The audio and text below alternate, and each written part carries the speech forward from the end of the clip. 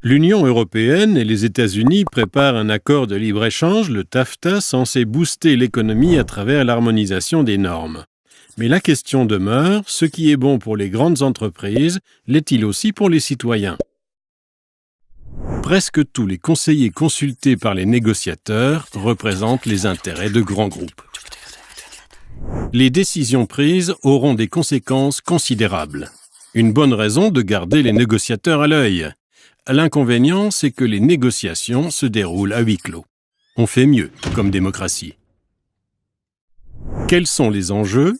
Quels intérêts se cachent derrière l'accord ? Viande aux hormones, bétail cloné, poulet chloré et génie génétique se sont imposés aux États-Unis. Dans l'UE, tout ceci est interdit par précaution. Mais les intérêts des entreprises sont clairs. Par exemple, le Conseil états-unien des producteurs de porc a déjà déclaré qu'il n'accepterait aucun accord qui continuerait d'interdire un traitement hormonal à grande échelle. Aux États-Unis, l'extraction de gaz de schiste s'est intensifiée. Un mélange de produits chimiques et d'eau est injecté dans le sol sous très forte pression. Les nappes phréatiques et les sols sont ainsi contaminés. Le TAFTA promet du gaz bon marché en Europe, mais à quel coût environnemental et qui paiera les dommages ?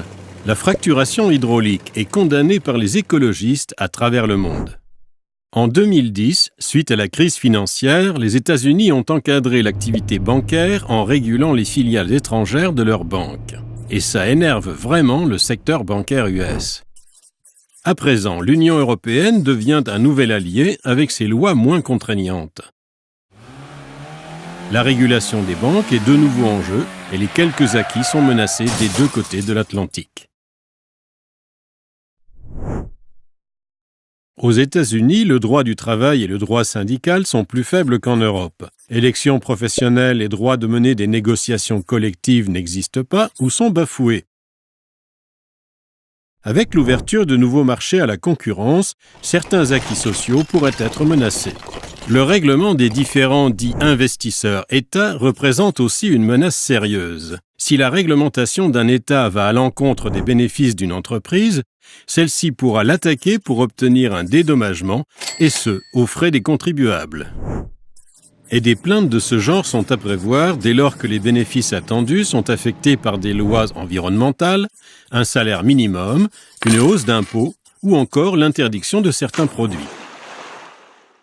Ceci est d'autant plus problématique que les plaintes ne seront pas portées devant un tribunal ordinaire, mais devant un tribunal d'arbitrage. Composé de 3 avocats, ces décisions sont contraignantes en matière de droit international. Les accords de libre-échange peuvent coûter cher aux citoyens. C'est ce que vit actuellement le Canada dans le cadre de l'accord nord-américain, l'ALENA, avec les États-Unis et le Mexique. Lors d'un référendum citoyen, les habitants du Québec ont décidé un moratoire sur la fracturation hydraulique. Sur ce, l'entreprise pétrolière Lone Pine a porté plainte contre l'État canadien, lui réclamant 250 millions de dollars américains de dédommagement. Il faut également se méfier des promesses de croissance, de prospérité et de création d'emplois.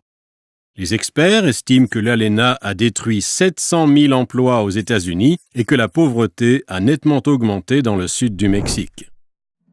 Loin des annonces gagnant-gagnant qui leur ont été faites et que l'on nous répète sans cesse, les seuls gagnants sont les banques et les grands groupes et non la population.